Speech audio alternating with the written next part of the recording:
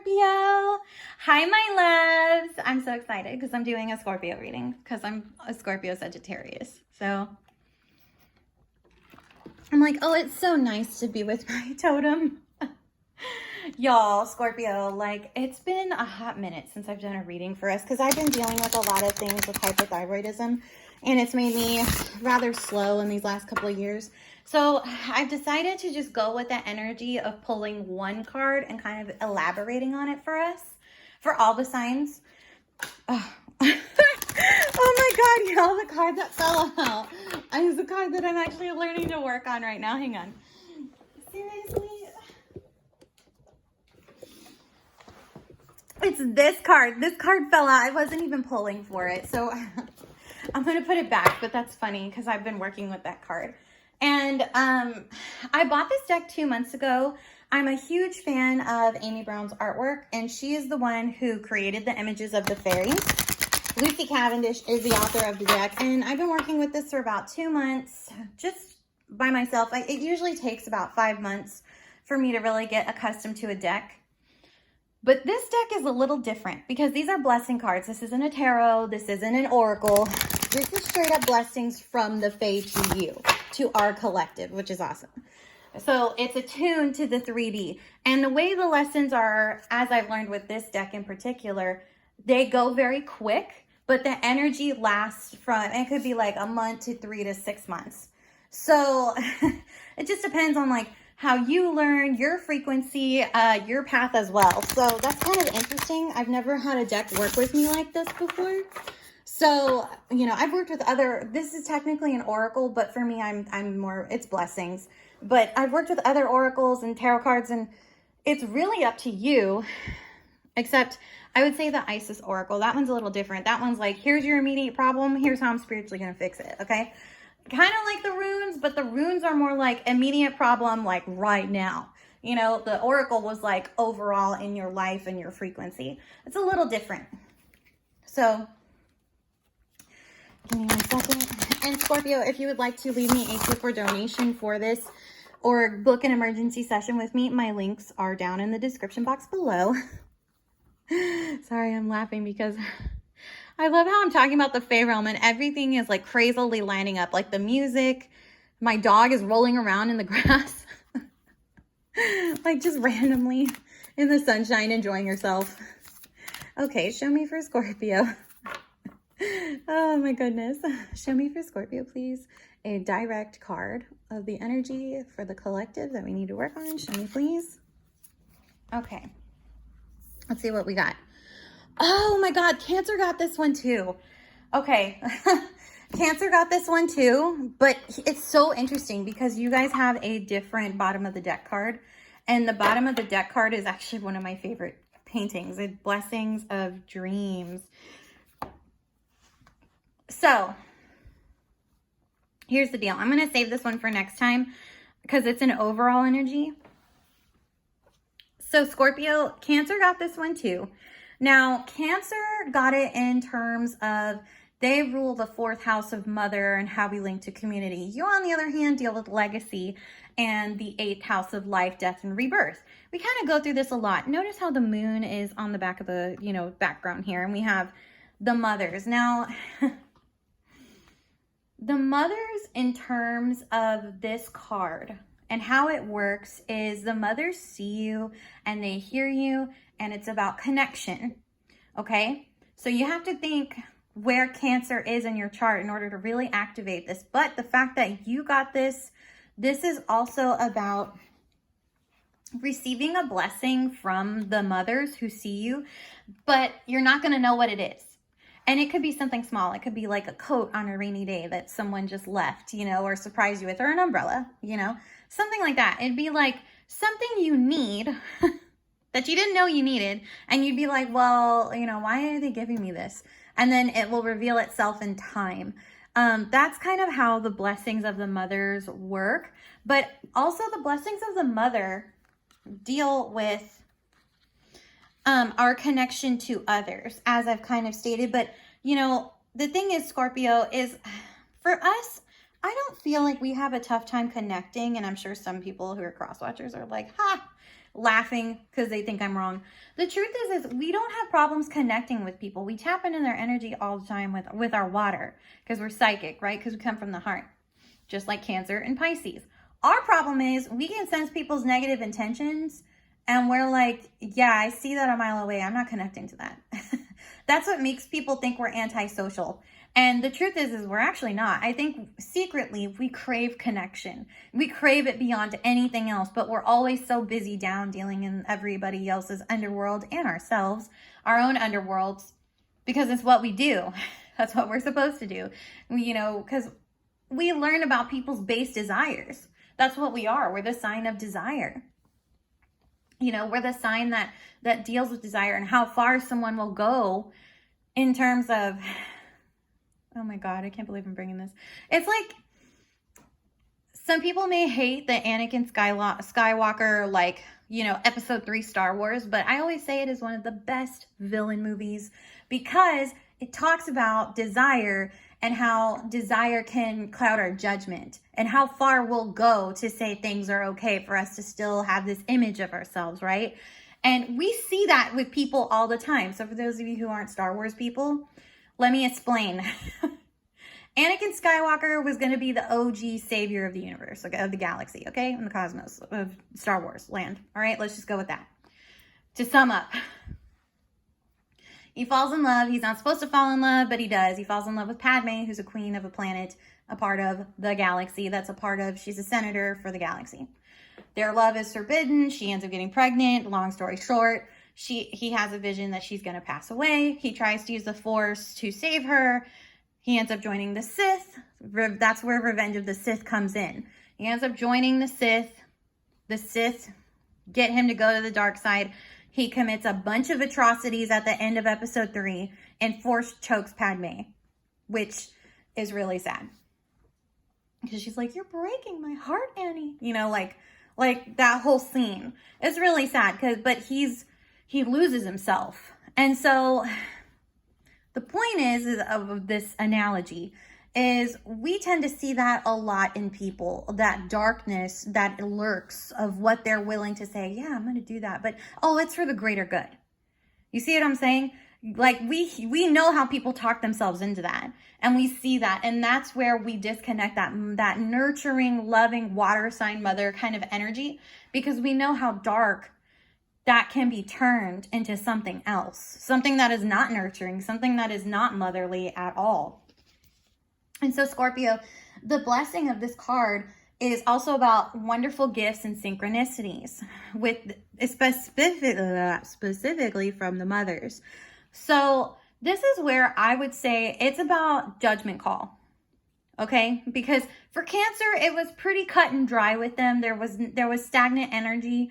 And also this talks about if there is stagnant energy in your life, the mothers are going to come in and shift it up for you to where it's a blessing of either, it's going to completely shift. There might be something that's a pivotal shift that then you can take over to totally shift the experience into something positive for you. It just depends on how bad the severity of the stagnation is. Now, I would say for you guys, stagnant energy, I don't feel like it's really there for us because Pluto loves to work with us.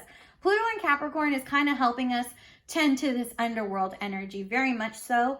And Pluto in Capricorn does wonders. A lot of people are blaming Pluto and Capricorn for what's going on in the world right now, but I would tell those people that they need to check Eris and Aries with Chiron in there, because Chiron is with Eris, both in Aries. And Pluto is all about mitigating those two energies. So it's not him, it's the other two. And I would say if you know you have Aries in your chart, definitely check it out where it is. Right now, it might not be bothering you so much because it is Aries birthday season, and we tend to get a lot of active energy at this time because we are usually in gestating. You know what I mean? Like when our mothers find out they're pregnant with us, it's usually in March or early February, like mid-February, early March, because Valentine's Day, we're Valentine's Day babies, right? And so like 9 months later, here we are. So this is the phase where we're initially in gestation. And this is also probably a time where you're highly connected to your mom because if you're a Scorpio, or your mom is probably wanting to highly connect with you. This is something else I would definitely look at. Because Aries season is about creation and creative fire, and that's where we get our activation from. Because Pluto's like, I gotta oversee everything, and then Persephone is spring, right? I always say Scorpio has 3 rulers. It's not just 2 male ones, because Persephone is the queen bee. She runs the underworld, and she says what goes when she's down there, and Hades will even toe the line for her because he loves her, 1, and 2, because she's scary AF. So, you know, and you piss her off. So that's why I'm saying it's not just the 2 signs. It's also that asteroid, which is something to think about, because she also brings renewal and, again, springtime, life, rebirth, which is what we are. So I would say to you, Scorpio, that this has to deal with generosity and kindness this time. And also, this also comes from the way the book explained it when I was thinking about it with Cancer and I did their reading. It has to do with the ancient fairy beings of the land known today in Wales. So this has to do with like Arthurian lore and Welsh tales, Welsh mythology, which I love as an art historian. And as a mystic myself, I'm very highly connected to that realm. I don't know why, but we tend to attract like magnets. So I go with it on that energy. So you might want to look up like Welsh mother goddesses or anything like that. That'll explain maybe what kind of treasure, like how they help, you know, either stories of like how they help their children or what gifts they give.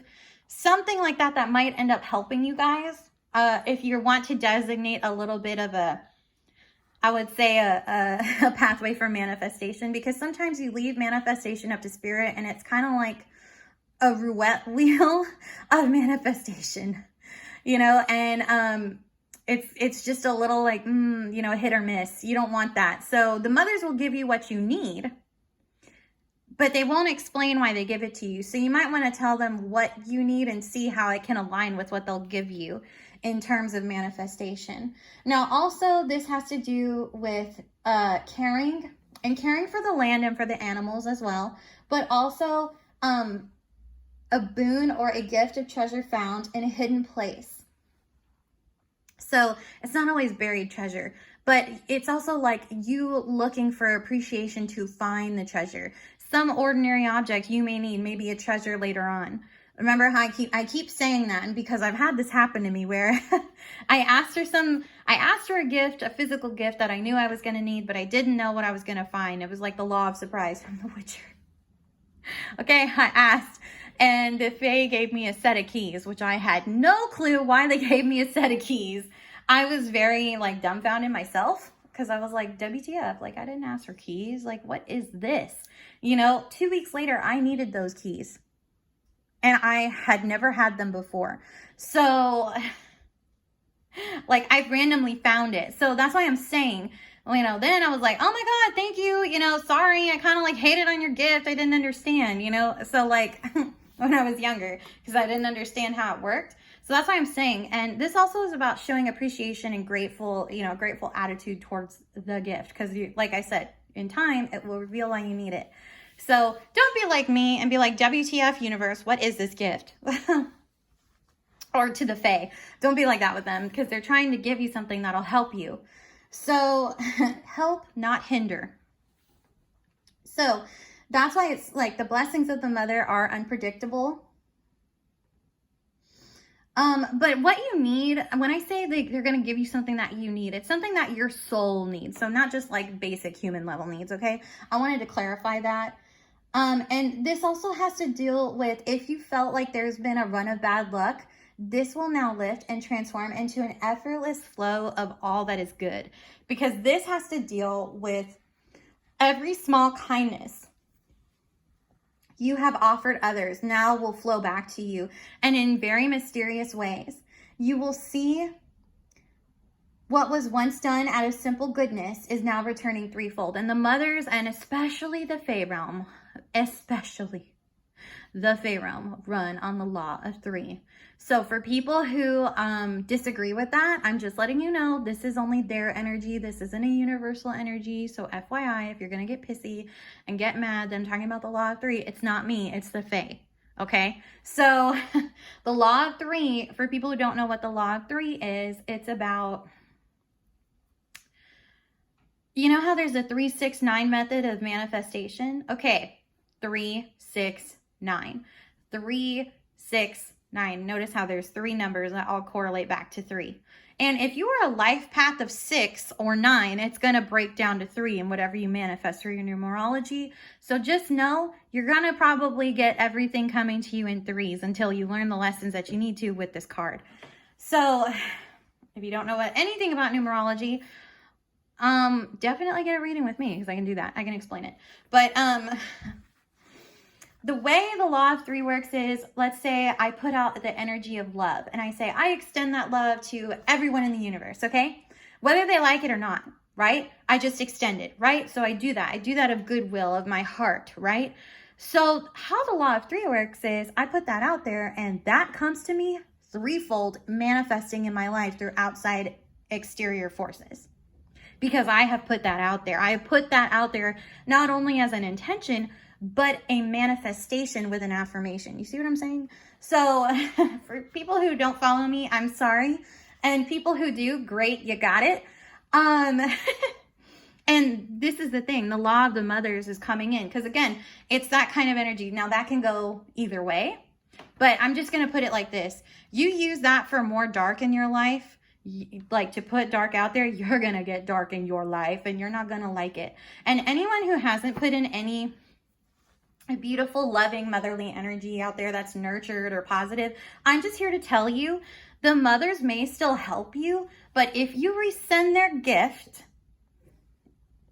and if you not only resend their gift, but if you mistreat it, you are not kind to it, you insult it, you know, or you use it for nefarious purposes, you're going to get that back from the mothers. And I would not make them mad because they'll punish you like a child, like their child. I'm just letting you know, like a parent to a child. FYI, we are all grown adults watching this, hopefully, but the Fae are a little different. The Fae are not like us. We share this plane of existence with them, but they're much older than us, and I would not do anything to piss them off. Let's put it that way. Especially the Fae moms. The Fae moms are going to be like your mom. So however your mom was when it came to disciplining, they're going to be like that times 10. So yeah, I wouldn't want that for you. That's why I'm putting that out there. So if you think you're going to do that, I've fairly warned you. Just saying, I have warned you. I'm not taking, I don't want no emails in my inbox. Oh my God, I did this, help me. No, I'm not going to help you appease them because you pissed them off and you gotta go deal with that. Nope, I'm not cleaning up anybody's mess. I'm not cleaning up anybody's mess when it comes to the Fae realm. You make a mess with them, you clean it up. So, because, that's not okay. You did it intentionally. 9 times out of 10, most people upset the Fae intentionally. That's why I'm saying I'm not going to help anybody who did it intentionally. Because I have warned you and you did it to cross them to see what they'll do. And they proved it. And now you're going to have to deal with the karma. So I can't help you. That's why I'm saying nope. I won't do it. Other than that, Scorpio, that's all I really have for you. Also, you get the blessing of dreams. I'm going to go over this next time, but this is kind of already telling me that your dreams are probably, if they've been rather slow, they're going to be a little active. So if you are one of those people that is having active dreams, make sure you have a dream journal and you're writing things down because I do dream interpretation too. Usually on my Etsy shop, it's down right now. But when things get back up and running, if you have an interpretation you want me to do, I can definitely read that for you. I can do that for you too. It might take me some time. But dream symbology is very powerful. And since the Fae deal with all realms and dimensions, that also means they deal with dreams too. So they may be giving you signs and symbologies through your dreams. So just be aware and be mindful of that as well, because they may be giving you clues as to what the gift is. Okay? So other than that, I gotta go. Make sure you like, share, and subscribe. And until we speak again, like I said, you want to leave me a tip, you can do so. My link down below. You want to get a 1 hour reading with me, 30-minute reading with me, emergency reading, you may do so down below. Other than that, until we speak again next week. Bye, Scorpio.